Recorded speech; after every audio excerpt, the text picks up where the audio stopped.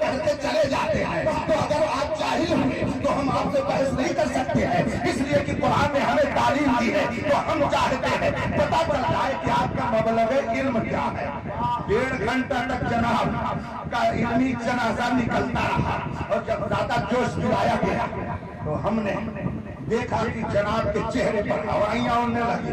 حضرت مناظر رشیدیہ میرے سامنے رکھی ہوئی تھی, اس کو میں نے مجمع کو دکھایا اور میں نے کہا اس کے مصنف اور رائٹر بریلی کے نہیں ہیں, یہ جونپور کے رہنے والے ہیں, اور یہ اعلیٰ حضرت کے مرید اور خلیفہ نہیں ہیں. سن 1038 ہجری میں ان کا انتقال ہو گیا. یہ کتاب 400 سال پہلے کی ہے. اس میں لکھا ہوا ہے کہ دونوں مناظر اگر ہم پلہ ہو تو مناظرہ کرنے میں سہولت, اور دونوں کو چاہیے کہ ہم پلہ رہیں. میں نے ترجمہ تو کر دیا, مگر عبارت کے لیے میں نے ایک صاحب کو ایک کتاب دی اور میں نے کہا لے جائیے ان کے پاس, کہہ دیجئے کہ اس کو پڑھ دیں اور پڑھ کر کے اس کا ترجمہ کر دیں. لیکن جناب کو دن میں تارے نظر آنے لگے. وہ کیا سمجھے بیچارہ کہ علم کیا چیز ہے, وہ کیا سمجھے کہ مناظرہ کیا چیز ہے. ایک روز میں نے اس کی ایک تقریر سنی, وہ کہہ رہا تھا کہ تعزیہ بنانا سنت رسول ہے, اور صرف بنانا ہی نہیں بلکہ گھمانا بھی سنت رسول ہے. اور دلیل کیا دے رہا ہے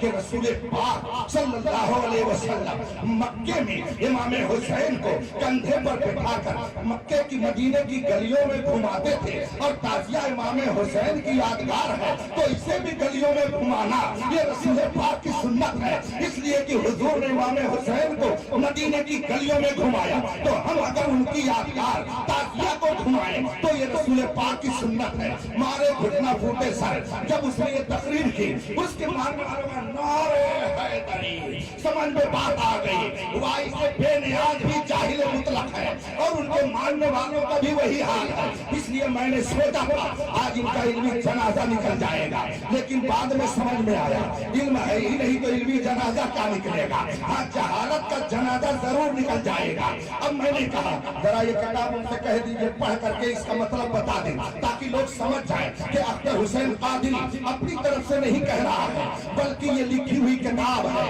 اس کو ماننا تو پڑے گا. لیکن جب آدمی اس کے پاس کتاب لے کر گئے, کہتا ہے مجھے اس کی ضرورت نہیں ہے, کتاب اس نے واپس کر دیا. پھر دوبارہ لے کر کے گئے, دوبارہ واپس کر دیا, دوبارہ میں نے بھیجا, پھر واپس کر دیا. مجھے جلال آیا, میں نے کہا خدا کی قسم یہ اتنا بڑا بے علم ہے کہ اس کے پاس اتنی صلاحیت نہیں ہے کہ اس کتاب کو یہ پڑھ سکے, نہ اسے سمجھ سکے, نہ اس کو سمجھنے کی صلاحیت ہے, نہ پڑھنے کی صلاحیت ہے. جس کا یہ حال ہو وہ صحابہ پر تبرہ کرے, اس کو تو پانی میں شرم کے مارے ڈوب کے مر جائے.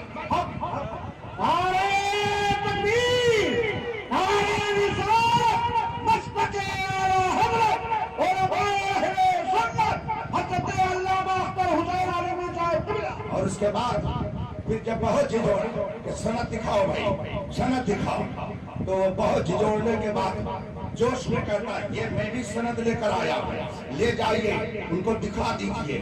میرے بغل میں مولانا شہزاد عالم صاحب استاد جامعۃ الرضا بریلی شریف بیٹھے ہوئے تھے. میں نے ان سے کہا ذرا دیکھیے تو انہوں نے ہنس کے کہا حضرت یہ تو عجیب سند پیش کر رہا ہے اپنے عالم ہونے کی. میں نے کہا وہ کیا؟ کہا ایک حفظ کی سند ہے اور ایک اردو ڈپلوما کی سند ہے, اس کے علاوہ اس کے پاس کوئی سند ہی نہیں ہے. میں نے کہا اللہ اکبر. ارے جناب اسی لیے تو آپ اتنی دیر سے سند نہیں دکھا رہے تھے, اس لیے کہ آپ کے پاس عالم کی سند ہے ہی نہیں, کیونکہ آپ نے پڑھا ہی نہیں ہے. آپ بے علم ہیں, بے علم سے مناظرہ کرنے کے لیے اختر حسین نہیں ہے. لاؤ کسی علم والے کو تو پتا چلے. مجبوراً اس کے صدر مناظرہ نے کہا ہم اعلان کرتے ہیں ہم نے جن کو مناظر بنا کے بھیجا تھا ان کے پاس کوئی سند نہیں ہے, وہ عالم نہیں ہے, اس لیے ہم ان کو ہٹا کر کے دوسرے کو لاتے ہیں. اللہ اکبر. اتنی ذلت و رسوائی اسے مجمع میں کل اٹھانی پڑی. میں نے دل میں سوچا جو صحابہ کی عظمت پر کھیلنے کی ناپاک کوشش کرتا ہے خدا اسے ایسے ہی اچھی جگہوں پہ بلا کر کے